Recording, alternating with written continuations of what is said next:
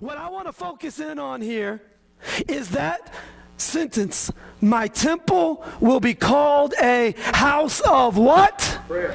Prayer. My temple will be called a house of preaching. My temple will be called a house of discipleship. My temple will be called a house of relationships. No. It will be called a house of prayer. That is massively important. Think about it. I can get up here and I can preach a great word. We can have discipleship efforts and programs. We can be trying to build relationships and do all the stuff. But if we're not a house of prayer, that means we're unplugged from the power. So everything we're doing is in our own power, and that's not going to move anybody. Amen. So when we're doing what Jesus said to do, being a house of prayer, we're plugged into the power source. So now I'm able to preach effectively. We're able to disciple effectively. We're able to build real, deep, authentic relationships because God is moving through prayer. And Jesus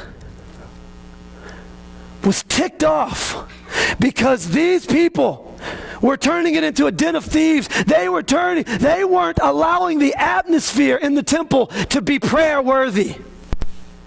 They were creating an atmosphere where people couldn't come in and pray together.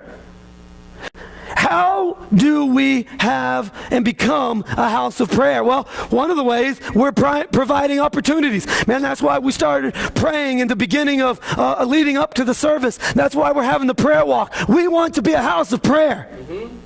But it can't just be a church organizational thing. It's got to get down to the level of each and every person in this church. You see, Jesus said, my temple. In 1 Corinthians, Paul said, you are the temple of God. Well, what's interesting is we usually think of that as our bodies. But in the Greek, actually, the you there is plural, and the temple is singular.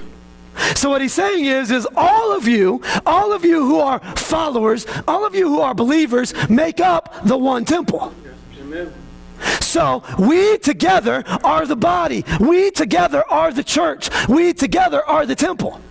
But Peter explains further, 1 Peter. He says, you are living stones. And then those living stones come together and they form the temple. So, we are the temple, and my temple should be a house of prayer. But the only way for us to be a house of prayer is for the living stones to be people of prayer.